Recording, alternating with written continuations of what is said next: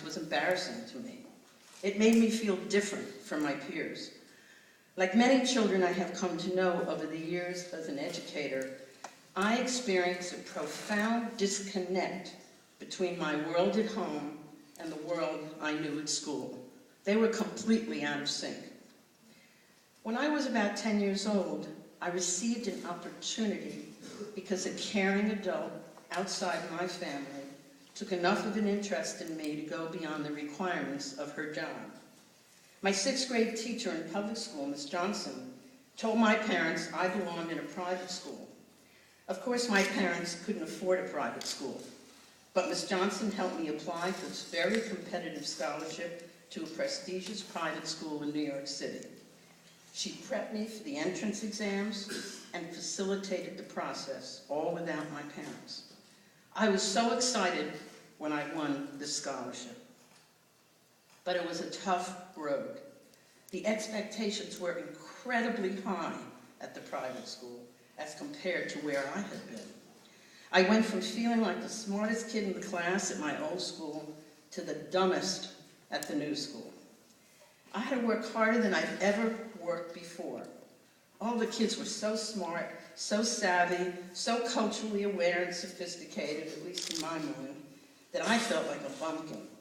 And those feelings of inadequacy only grew as I moved on to middle and high school. I hated every minute of my experience there. Yet, despite all that, I eventually came to appreciate and understand the incredible opportunity I had been given. It not only stretched my intellectual potential, provided me with a world-class education, but changed the course of my life forever. As I look back, I realize how that initial opportunity and my desire to make the most of it has set everything else in motion in my life. The opportunity to attend a high school with strong academics led to a scholarship in college. Being well prepared for college led to my being chosen for a special master's program that included teaching in a unique college-run lab school. My teaching experience eventually led to the opportunity to lead one of the first desegregation magnet schools in the state of Maryland, which later led to the opportunity to be part of a team brought in to help turn around the Baltimore City schools, which at that time was the equivalent, educational equivalent of the Titanic, I like to say, which now has led to the opportunity to help lead a campaign to end the dropout crisis as part of the national organization begun by General Colin Powell and Mrs. Alma Powell, America's Promise Alliance. Because of the difference opportunity made for me, I have worked during my career to create opportunities for young people who have them the least.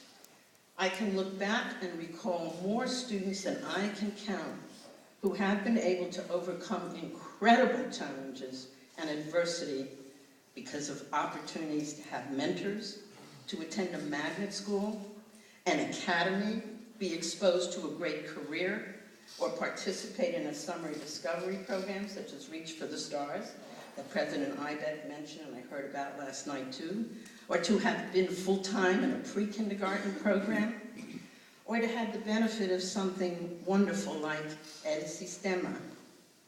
Yes, opportunity begets opportunity, which begets even more opportunities. We should all see ourselves in the faces of children who have the fewest opportunities in this community.